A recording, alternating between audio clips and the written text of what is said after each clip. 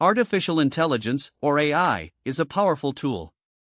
But it has a surprising connection to water.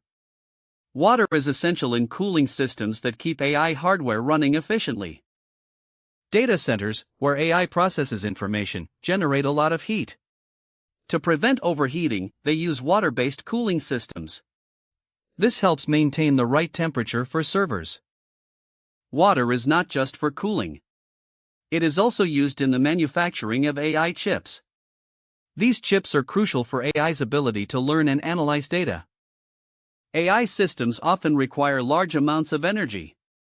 Water can help generate this energy through hydropower. This makes AI operations more sustainable. Finally, water is vital for cooling AI in edge computing.